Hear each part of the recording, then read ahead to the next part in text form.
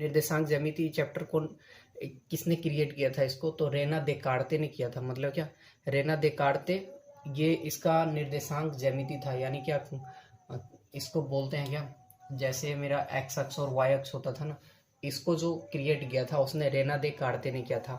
ठीक है, तो आइए सबसे पहले समझते हैं इसमें इसको कौन सा लाइन बोला जाता है, इसको कौन सा, जैसे हम लोग ग्राफ्स बनाते थे तो ग्राफ्स में ये लाइन आते थे ना।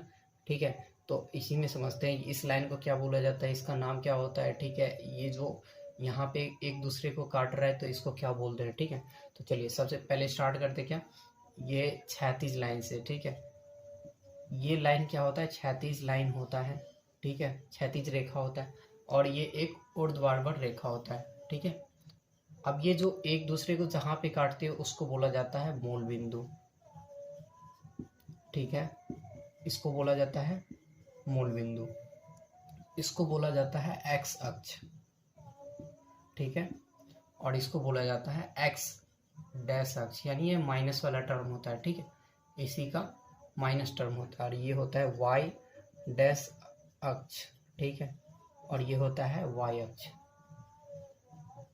मतलब डैश वाला निगेटिव में जाता है, और सिंपल जो ऐसे ही रहता है तो उसको हम पॉजिटिव में लिखते हैं। ठीक है, इतना चीज समझ में आ गया। चलिए अब समझते हैं इसमें, अगर यहाँ पे अगर इस तरफ, यानी ये जो ओरिजिन पॉइंट मूल बिंदु है, तो मूल बिंदु से अगर दाहिने तरफ जाते हैं तो उसका मान किस में जाता है, प्लस में जाता है, और बाएं तरफ आते हैं तो माइनस में आता है। ठीक है, तो इस तरीके से यहाँ से अगर लिखेंगे तो इसका मान इधर प्लस में, इधर आएगा तो माइनस में। ठीक है, ऊपर जाएंगे तो प्लस में और नीचे आएंगे तो माइनस में आएगा। अब इसमें देखिए, इसमें कितना चतुर्थांश बन रहा है, इसमें टोटल घड़ कितना है, तो 4 घड़ है। जैसे एक यहाँ पे है, दूसरा यहाँ पे, तीसरा, ठीक है, और चौथा। अब ये समझते हैं इस चारों घड़ में जो होता है इसमें मान कैसे कैसे होता है। उससे पहले समझते हैं इसका अगर एंगल हमसे पूछ लिया जाए तो एंगल कैसे बताएंगे। यहाँ पे बनता है 0 डिग्री या तो 360 डिग्री। ठीक है, ये 0 से 360, क्योंकि ये राउंड पूरा करके आएगा तो 0 बनेगा या तो 360 बनेगा। ये होता है आपका 90 का। ठीक है, और ये हो जाता है 180 का, और ये हो जाता है 270 डिग्री का। ठीक है, तो इस तरीके से एंगल बनता है। ठीक है, और इसमें आगे हम लोग आगे जानते हैं क्या, सबका वैल्यू, अगर ये एक्स अक्ष है और वाई अक्ष है तो इसका इस घर में वैल्यू क्या होता है। ठीक है, अब उससे पहले एक चीज और जानते हैं, एक्स अक्ष को बोला क्या जाता है, एक्स अक्ष को भुज बोला जाता है। ठीक है, क्या बोला जाता है, एक्स अक्ष को भुज, और वाई अक्ष को बोला जाता है कोटि।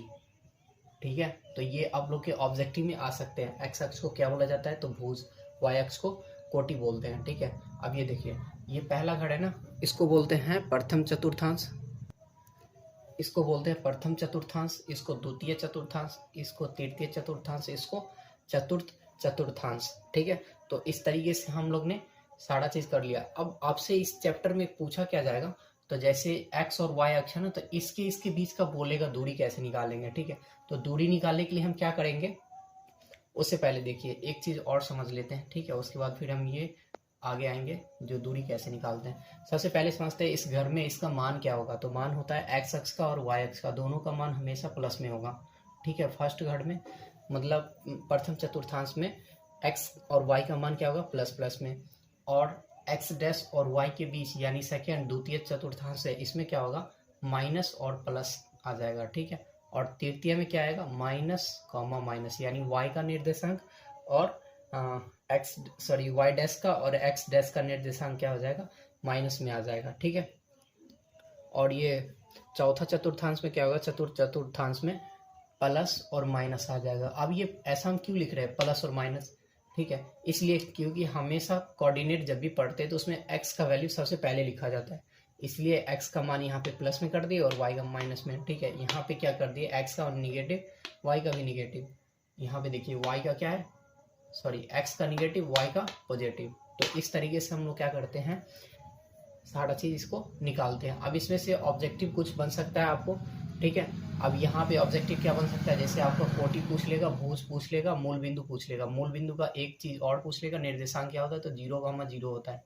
ठीक है, वाई नियामक 0, एक्स नियामक 0, तो इसलिए मूल बिंदु का निर्देशांक क्या होता है, 0,0 हो जाता है। अब इसमें आपसे पूछ क्या लेगा, एक्स और वाई अक्ष है ना, इसमें इसका दूरी क्या हो जाएगा। ठीक है, इसी चीज़ को हम लोग अब इसमें पढ़ेंगे, ठीक है। तो दूरी किस तरीके से पढ़ेंगे, चलिए इसका हम फॉर्मूला बताते हैं, फिर चैप्टर में हम लोग क्या करेंगे, क्वेश्चन आंसर कंप्लीट करेंगे। देखिए दूरी का फॉर्मूला क्या होता है, दूरी बराबर होता है root under x2 minus x1 का whole square plus y2 minus y1 का होल स्क्वायर, ठीक है। बस इतना ही करना है, दूरी निकल जाएगा, ठीक है। अब जैसे देख लीजिए, हम अगर एक एग्जाम्पल में लेते हैं, तो अगर एग्जाम्पल की बात कर ले एक, यानी उदाहरण, ठीक है, उदाहरण की बात कर ले, तो उदाहरण में जैसे लेते हैं, जैसे 2,3 है और 4,1 है, तो इसके बीच हमको क्या करना है, दूरी निकालना है, ठीक है। तो दूरी किस तरीके से निकालेंगे, तो चलिए इसको हम क्या करते हैं, a मान लेते हैं, इसको b मान लेते हैं, ठीक है। अब ये जो पहला वाला टर्म होता है इसको बोलते हैं x1, इसको बोलते हैं y1, इसको बोलते हैं x2 और इसको बोलते हैं y2, ठीक है। उसी तरीके से आप क्या करना है, फॉर्मूला पे सेट करके पूरा आंसर निकाल लेना है। तो लिखेंगे क्या, ए बी का दूरी निकालने के लिए कैप लगा दीजिए, ठीक है। अब ऊपर ए बी का दूरी equal to root under x2, formula क्या है x2, तो x2 का मान हमें कितना दे रखा है 4, तो 4 माइनस x1 का मान कितना दिया 2, तो 2 का स्क्वायर यानी 4 माइनस 2 का होल स्क्वायर प्लस y2 कितना दिया, तो y2 हमें कितना है 1 माइनस, और y1 कितना दे दिया, तो y1 का मान है 3, तो यहाँ पे क्या लिखेंगे 3 लिखेंगे, ठीक है। इसका स्क्वायर कर लेंगे तो ये क्या हो जाएगा, 4 में से 2 गया 2 का स्क्वायर प्लस 1 में से 3 गया तो कितना माइनस 2 का स्क्वायर। अब इसका अगर वर्ग करते हैं तो क्या आ जाएगा, 2 का वर्ग 4 प्लस 2 का माइनस 2 का वर्ग 4, तो ये रूट के अंदर कितना हो जाएगा 8 हो जाएगा, रूट 8 हो जाएगा, ठीक है। अब इसको अगर ब्रेक करेंगे, रूट तोड़ेंगे तो आ जाएगा 2 रूट 2। अब जब भी दूरी होता है तो या तो किलोमीटर में या उसका यूनिट लिखना बहुत ज़रूरी है, उसका इकाई लिखना बहुत ज़रूरी। तो लिखेंगे क्या 2 रूट अंडर 2 इकाई, यानी इसका इकाई में दिया रहेगा तो इकाई, या तो मात्रक है तो मात्रक, ठीक है। किसी भी तरीके से लिख सकते हैं।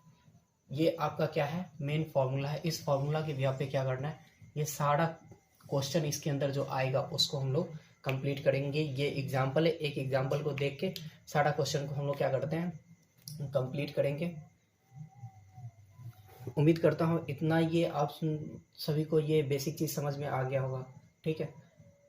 अगर इसमें कुछ और छूटा रह गया, ठीक है, या कुछ और इसमें एक्स्ट्रा पूछना है हमसे तो हमें कमेंट करके पूछ सकते हैं, ठीक है। और चैनल पे नए हैं तो सब्सक्राइब कर लीजिए और वीडियो को ज़्यादा से ज़्यादा शेयर करें।